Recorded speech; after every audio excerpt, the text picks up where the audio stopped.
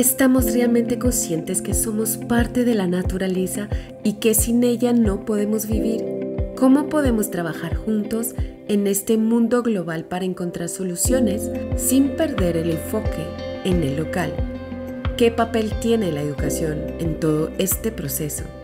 Para las personas que me escuchan por primera vez, mi nombre es Sara, soy doctora en comunicación, investigadora y profesional en el área de sostenibilidad y presentadora de este podcast dedicado a promover el conocimiento sobre el tema, pues para que podamos cambiar nuestras actitudes y comportamientos y para que seamos capaces de actuar, es necesario saber primero por qué debemos hacerlo y segundo, hacia dónde debemos ir. Hoy tenemos una invitada muy especial, la doctora Rosalía Arteaga. Ella ha sido la primera mujer presidenta y vicepresidenta de Ecuador y por más de 2 décadas ha liderado transformaciones en el campo de la educación y la cultura en su país. Se ha convertido en una activista ambiental y ha puesto especial énfasis en la lucha para prevenir la deforestación del Amazonas, el bosque tropical más grande que queda en el mundo. Estuvo al mando de la Organización del Tratado de Cooperación Amazónica y actualmente es presidenta ejecutiva de Fundación FIDAL, miembro de la Academia Mundial de Artes y Ciencias. Se desempeña como miembro del Consejo Directivo de la Biblioteca de Alejandría en Egipto. Es miembro de honor de la Real Academia de Doctores de Europa y alta comisionada de la Panamazonia de Manaus, Brasil. Doctora Rosalía, es un honor poder recibirla en We Need Act, un podcast dedicado a promover la educación sobre la sostenibilidad. Muchas gracias por haber aceptado mi invitación y compartir su experiencia en este espacio. Usted que es un ejemplo de mujer, una inspiración para todas nosotras y nosotras que buscan dedicar su vida a una buena causa. Sara, muchas gracias. Me gustaría empezar por preguntarle, con base en su experiencia y visión amplia, desde lugares como la política, la academia, hasta el activismo ambiental y social, ¿por qué hemos llegado a este punto en donde vivimos un mundo con múltiples crisis, sobre todo el cambio climático y la pérdida de biodiversidad, que ponen en riesgo nuestro bienestar e incluso nuestra supervivencia? Yo diría que en el mundo en general tenemos una falta de conciencia de lo que realmente significa la naturaleza y se sigue abusando de los recursos naturales porque se piensa que son ilimitados. Yo creo que hay inconsciencia también por parte de muchos líderes políticos que a veces no asumen con la responsabilidad de vida sus cargos y su tarea de ser ejemplo, no solamente de dictar leyes, de preocuparse por el bienestar de los demás, sino de ser ejemplo. Y desgraciadamente en el mundo actual existen demasiados malos ejemplos que nos llevan a esta crisis brutal, una crisis que va por los temas de la economía, de la inequidad, de la distribución de la riqueza, pero también que va por la discriminación a sectores. Las mujeres hemos sido tradicionalmente discriminadas y también hay otros tipos de discrimen en el mundo. Y en el tema del cuidado de la naturaleza, de la protección de la biodiversidad, hace falta esa conciencia que de mejor manera nos guíe hacia un mundo más equitativo, más armónico. Y vemos que los científicos han dado muchas alertas, pero en varios de los casos no se hacen caso de estas alertas. Así es que hay que trabajar más en educación, que es uno de los temas en los que vengo activando desde hace mucho tiempo. Sí, eso es verdad y es por eso que hemos decidido empezar este podcast. La doctora ha tenido un papel muy importante en la lucha para prevenir la deforestación del Amazonas. En el episodio anterior en español hablamos con Julio Andrés Rosso, que lidera Amazonía Emprende, una escuela bosque para restaurar el ecosistema amazónico en Colombia. ¿Qué piensa usted sobre el estado de la Amazonía y qué hace falta hacer o cuáles son los desafíos para preservarla? Tuve la suerte de ser entre el 2004 y 2007 secretaria general de la Organización del Tratado de Cooperación Amazónica y recorrer casi palmo a palmo la Amazonía continental, que está embarcada dentro de los territorios de los 8 países más el territorio de la Guyana. Entonces, es evidente que hay una serie de situaciones conflictivas. Una, yo creo que la Amazonía tiene que recordar siempre que el agua y buena parte de la biodiversidad le llega de los Andes, ¿no? Por eso es mejor hablar de región andina amazónica. Si es que no llueve en los Andes, la Amazonía no tiene agua. Si es que los ríos no bajan llevando ese limo productivo, maravilloso, tampoco habrá esa biodiversidad en la Amazonía. Entonces, yo creo que países grandes como Brasil tienen que empezar a pagar servicios ambientales a los países andinos. Esto no necesariamente tiene que ser en recursos, pero sí ayudar en campañas de reforestación de las cuencas altas de los ríos, porque si no va a seguirse agravando el problema y hay una interrelación, por supuesto, y si no llueve en la región amazónica, tampoco hay agua suficiente en los ríos andinos, ¿no? O sea, hay una interrelación, pero allí tiene que hacerse un trabajo conjunto entre los países andino-amazónicos. Me parece que por ahí tiene que ir algún tipo de acción muy urgente. Desde luego, los países grandes tienen que colaborar con los países menos desarrollados para la preservación de estos bosques amazónicos, de la selva amazónica, que no es un patrimonio y un bien que solamente le sirve a los países, Ujú. sino que sabemos nosotros que la Amazonía, por ejemplo, es uno de los grandes modificadores del clima. Y entonces no nos extrañe ver todos estos desarreglos climáticos en muchas partes del mundo. La Amazonía aparece como víctima y como victimario, ¿no? Por un lado es víctima del cambio climático y por otro lado aparece que mientras más se tala y más deforestación existe, más incendios. Por ejemplo, en estos últimos meses hemos visto incendios pavorosos en toda la región amazónica y esto es angustiante. Se está acabando ese que en algún momento se llamó el pulmón del mundo. Tal vez diríamos que no es el pulmón porque los bosques maduros consumen también oxígeno, pero sí lo que podríamos decir es el aire acondicionado del planeta, ¿no? Modificador del clima. Y en este sentido, pues hay que tratarlo con mucha cautela y cuidando, precautelando todo lo que significa esa biodiversidad, que además, en algún momento yo lo había dicho, la Amazonía es como la gran farmacia del planeta. ¿Por qué? Porque allí encontramos probablemente medicinas en base a las plantas, en base a la biodiversidad, para enfermedades que todavía ni siquiera aparecen en la Tierra, ¿no? Así como hemos visto que aparecen nuevas pandemias, nuevas enfermedades, pues bueno, probablemente la respuesta la vamos a tener en esa gran biodiversidad que tenemos en nuestra extraordinaria cuenca, que es la cuenca más importante, más grande del mundo. Pues muy interesante esa perspectiva y información que nos acaba de compartir. Y la doctora ha dicho una vez que todos estamos en el mismo planeta y necesitamos trabajar juntos. Una frase que realza la colaboración como algo esencial para afrontar los problemas actuales, ambientales o sociales. Pero seguimos teniendo una visión y actitud muy individualista. Incluso ahora en la COP16 en Colombia no hubo quórum para el acuerdo de financiación para la biodiversidad. ¿Cómo podemos cambiar eso? Es muy penoso. Efectivamente, no tenemos un planeta B. No hay otra tierra a la que nos podamos desplazar todos porque aquí hemos acabado los recursos. No hay eso, ¿no?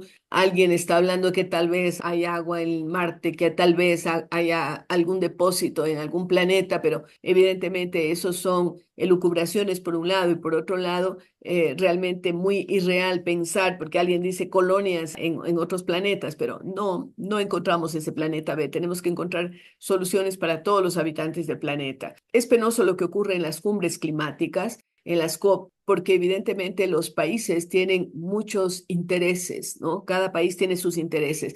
Y yo creo que el camino tendría que ir por acuerdos entre gobiernos locales, ¿no? Yo le pongo bastante fuerza y bastante esperanza porque son los gobiernos locales, llámese gobernaciones, llámese alcaldías, las que están en el día a día con la gente, las que se preocupan por las necesidades básicas, como la provisión de agua, como el que haya carreteras, como que haya electricidad, etcétera. Todo esto son preocupaciones que también atañen al gobierno nacional, por supuesto, pero que la siente día a día los gobiernos locales. Entonces, yo diría que hay que trabajar mucho pensando en cómo generar más ligas de ciudades, porque finalmente la mayor parte de la población del mundo está en las ciudades, ya no está tanto en el sector rural. Entonces hay que ver cómo las ciudades pueden apoyar y dar soluciones.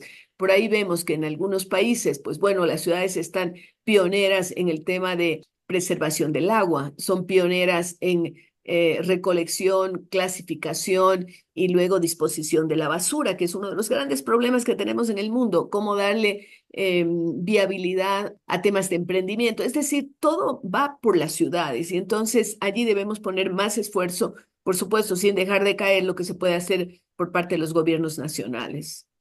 Sí, eso es muy importante y hay que pensar en un plano para la actuación local. La doctora ha dedicado mucho de su trabajo a la educación, incluso ahora en su rol como presidenta de la Fundación Fidal.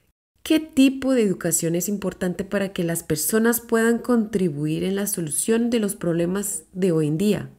A ver, yo digo que la mayor parte de mi vida yo he sido maestra, ¿no? Empecé a trabajar a los 17 años como profesora de un colegio, me quedé casi 20, luego ministra de Educación, en fin, he tenido en mis manos la posibilidad de incidir y actualmente a través de Fundación Fidal o también soy presidenta de UNID, ¿no? La Universidad Internacional de La Rioja. Yo diría que primero hay que considerar a la educación como un todo. Nos hemos acostumbrado a dividirla, pues la educación básica, la media, la universitaria. Tiene que ser un todo, poner énfasis en habilidades blandas, en Ujú, la motivación de la gente, en la posibilidad de cambiar hábitos. Y los hábitos se pueden cambiar sobre todo en niños y jóvenes. En los adultos es muy difícil. ujú, ¿Cómo hacerlo? A través de una educación pertinente, no olvidando que también el hogar tiene un rol fundamental. Entonces yo digo, hay un binomio que es inseparable, el hogar y la escuela, ¿no? Y tiene que haber un diálogo permanente y establecer hasta dónde van las posibilidades de los unos y de los otros y cómo vamos formando hábitos más adecuados, más saludables. Es interesante ver cómo si los niños han tenido una clase en que se habla del ahorro de energía, es probable que vayan y le digan al papá o a la mamá, apaga la luz, ¿no? O no botes la basura por la ventanilla del carro, porque eso no se puede hacer. Entonces, eso me encanta. Yo creo que el rol de la educación es fundamental, pero también tenemos que formar mejores liderazgos, ¿no? ajá. Esos liderazgos que van a darle una salida y una viabilidad a las personas, a las poblaciones, a los países y al planeta en su conjunto. Entonces, educación tiene que ser, siempre yo digo, tiene que tener nombre y apellido, ¿no? Educación es el nombre y calidad es el apellido, ¿no?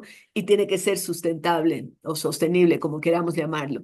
En ese sentido, pues toda la currícula de las escuelas y de los colegios tiene que estar impregnada de un tema de sustentabilidad. ¿Por qué? Porque, claro, yo puedo dar clase en matemáticas, pero puedo dar un ejemplo absurdo o puedo hablar de cómo las cosas se deben hacer de una manera adecuada, cómo en el campo se pueden mejorar los cultivos sin dañar la calidad del suelo, etcétera. Entonces, en cada asignatura podemos ir dando ejemplos, dando mensajes que tienen que ver con la preservación del ambiente.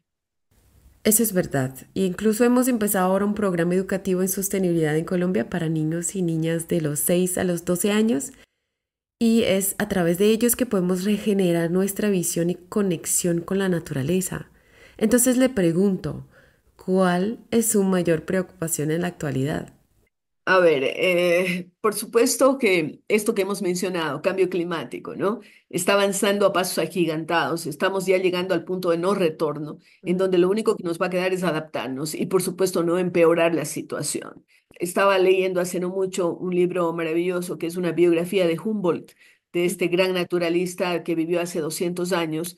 Es una biografía que se llama La invención de la naturaleza y es increíble. Humboldt hace 200 años, cuando recorría nuestros países, cuando visitaba Colombia, cuando visitaba Ecuador, cuando visitaba, pues bueno, los diferentes lugares, cuando subía al Chimborazo, ujú, él habló de cambio climático, él habló de la relación de la naturaleza, no solamente de los seres vivos, sino de los seres inertes, decían, ¿no? De las piedras, de todos los elementos de la naturaleza. Lo hablaba hace 200 años y no hemos sido capaces de prestar atención a las palabras de un sabio, ¿no? Entonces, me preocupa temas como cambio climático, me preocupa la asimetría, pero también me preocupa los excesivos nacionalismos y las confrontaciones entre los diferentes países. Este mismo momento tenemos guerras en diferentes partes del planeta, las más, digamos, graves serían la de Ucrania, ¿no? Con la invasión de Rusia y lo que pasó, lo que está pasando en el Medio Oriente luego del atentado de Hamas contra Israel. Entonces vemos situaciones de exacerbamiento de las posiciones nacionales. Y entonces yo creo que hay que trabajar en un mundo más global, no solamente global. Global tenemos las herramientas de la globalización que las sabemos y son maravillosas, la ciencia, las comunicaciones, etcétera. Pero por otro lado, lo local es la permanencia de valores que son propios de las comunidades, la gastronomía, la religión, todo lo que podamos imaginarnos que tiene que ser respetado, pero al mismo tiempo tenemos que aprender a respetar a los otros. Entonces, un mundo global nos ayuda a utilizar las herramientas de la globalización, preservando las identidades de los países, de los pueblos, de las personas a través del ingrediente de lo local. Entonces, me preocupa el mundo, pero al mismo tiempo creo que hay que tener una visión positiva y hay que buscar salidas a estas crisis que estamos viviendo y que se han agudizado. Pues preservar lo local teniendo una colaboración global me parece que es lo deseable, pues llegar a ese punto es lo más difícil. Doctora Rosalía, ha sido un tremendo honor compartir ese espacio con usted y una maravilla escucharla. Y le quería preguntar si tiene algún mensaje para nuestras y nuestros oyentes. Sí, claro, yo diría que sobre todo a los jóvenes que nos escuchan, no bajar la guardia ni perder la esperanza. Yo creo que todavía tenemos salidas, pero tenemos que actuar, no nos podemos quedar de brazos cruzados y para ello necesitamos conocimiento y necesitamos pasión por hacer las cosas. Así es que gracias, Sara, por haberme Gracias. concedido este tiempo y estoy siempre a las órdenes. Muchas gracias, doctora Rosalía. Ha sido un honor poder recibirla acá. Gracias por escuchar este episodio. Te agradezco que lo compartas con tu familia, amigos, amigas o compañeras de trabajo para que puedan disfrutar de más conocimiento sobre el tema de la sostenibilidad. No te olvides de suscribir el podcast para que no te lo pierdas y para que podamos crecer esta comunidad. Además, te agradezco que dejes una evaluación para que podamos llegar a más personas. Vamos a actuar juntos para una hora mejor.